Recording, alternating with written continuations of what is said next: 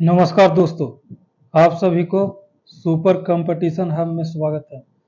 तो चलिए आज भूगोल में अक्षांश व देशांतर चैप्टर से कुछ ऑब्जेक्टिव क्वेश्चनों को देखते हैं और समझते हैं। तो चलिए क्वेश्चन नंबर 1, भूमध्य रेखा से उत्तर या दक्षिण किसी स्थान की कोणीय दूरी को क्या कहा जाता है? भूमध्य रेखा से उत्तर या दक्षिण किसी स्थान की कोणीय दूरी को क्या कहा जाता है? ऑप्शन ए प्रधान देशांतर, या फिर ऑप्शन बी देशांतर, या फिर ऑप्शन सी अक्षांश, या फिर ऑप्शन डी इनमें से कोई नहीं। तो इसका सही आंसर है दोस्तों अक्षांश। चलिए क्वेश्चन नंबर आगे, क्वेश्चन नंबर 2 की ओर। देशांतरों की संख्या कितनी होती है? देशांतरों की संख्या कुल कितनी होती है? Option A 24, option B 90, option C 180, option D 360। तो इसका सही आंसर है दोस्तों देशांतरों की कुल संख्या 360 होती है। चलिए आगे क्वेश्चन नंबर 3 की ओर। 1 डिग्री देशांतर की सर्वाधिक दूरी कहाँ होती है? 1 डिग्री देशांतर की सर्वाधिक दूरी कहाँ पर होती है? कर्क रेखा पर, या फिर ऑप्शन बी मकर रेखा पर, या फिर ऑप्शन सी विषुवत रेखा पर, या फिर ऑप्शन डी इनमें से कोई नहीं।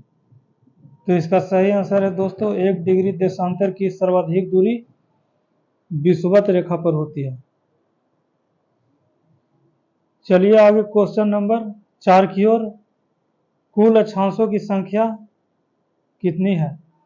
कुल अक्षांशों की संख्या कितनी है? ऑप्शन ए 66, ऑप्शन बी 180, या फिर ऑप्शन सी 90, या फिर ऑप्शन डी 360। तो कुल अक्षांशों की संख्या दोस्तों ऑप्शन नंबर बी 180 सही है। चलिए क्वेश्चन नंबर 5 की ओर। एक देशांतर से दूसरे देशांतर के बीच कितना समय अंतराल होता है? एक देशांतर से दूसरे देशांतर के बीच समय अंतराल कितना होता है? Option A 4 minute, option B 5 घंटा, या फिर ऑप्शन सी 15 मिनट, या फिर ऑप्शन डी 1 घंटा।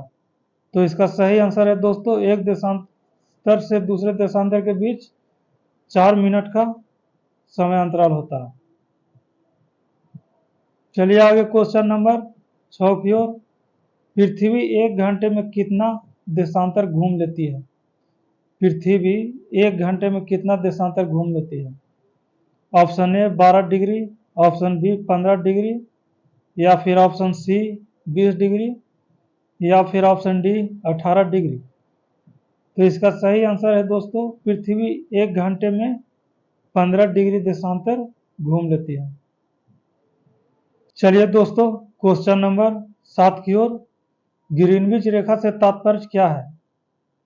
ऑप्शन ए 0 डिग्री अक्षांश, या फिर ऑप्शन बी 0 डिग्री देशांतर, या फिर ऑप्शन सी 180 डिग्री पूर्वी देशांतर, या फिर ऑप्शन डी 180 डिग्री पश्चिमी देशांतर।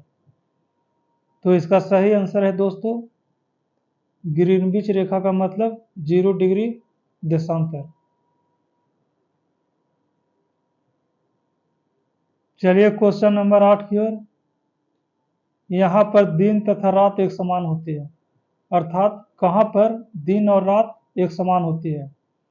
प्रमुख यमोत्तर पर, या फिर ऑप्शन बी अंटार्कटिका पर, या फिर ऑप्शन सी भूमध्य रेखा पर, या फिर ऑप्शन डी ध्रुव पर। तो इसका सही आंसर है दोस्तों ऑप्शन नंबर सी भूमध्य रेखा पर। चलिए आगे क्वेश्चन नंबर 9 की ओर। कर्क रेखा कहाँ से होकर नहीं गुजरती है? कर्क रेखा कहाँ से होकर नहीं गुजरती है? Option A Myanmar, option B Nepal, या फिर ऑप्शन सी बांग्लादेश, या फिर ऑप्शन डी चीन। तो इसका सही आंसर है दोस्तों, कर्क रेखा नेपाल से होकर नहीं गुजरती और सभी जगह से अर्थात म्यांमार, बांग्लादेश और चीन से होकर गुजरती है।